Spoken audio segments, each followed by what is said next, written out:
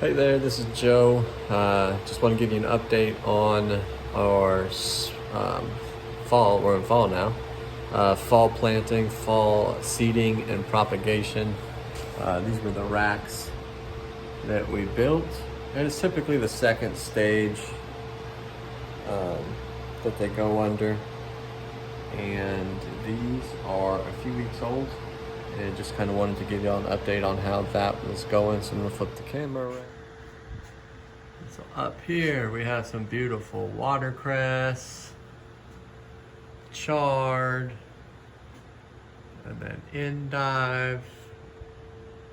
I've got some oregano I'm trying to get, and some parsley. I'm trying to get some legs into them so I could possibly winter them over. A whole bunch of beets coming up.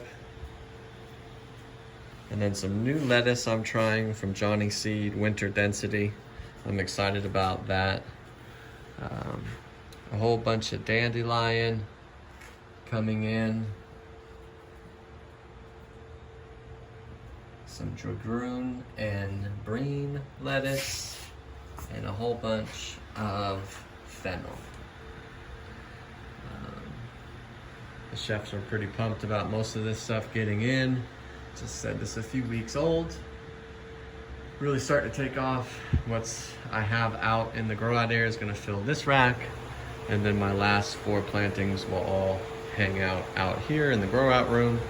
Right now, interesting enough, I'm using the racks to grow out. And I'm doing my seeding here just because it's easier to work on this surface, not in between the racks. So everything's going really well. Let's see, here's a bunch of beets I did, man, 5 days ago. These are 270 count trays.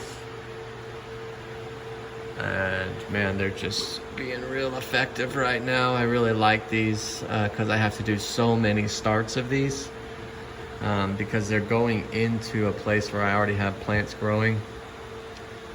And I just found that the amount of water I have to give something to germinate well is typically too much water for what I already have growing in the space.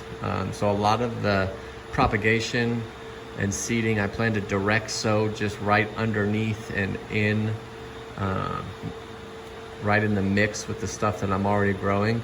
I just didn't like the way it was going in certain instances.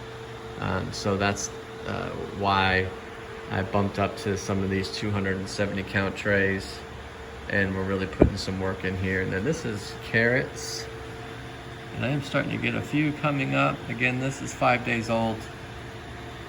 So we do expect to see quite a bit more of those beets on the back. And then also about 5 days old, it's a bunch of collards. They're coming in really good.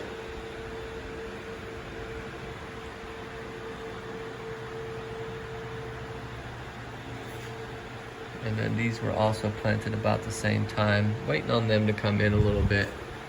And then I did some more watercress.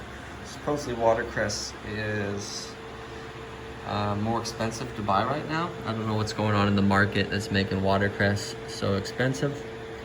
But essentially led to chefs asking us to get a good handle on it. So we're putting a bunch of watercress in. See, I planted this, wow, it's really hard to read, the 1st of September.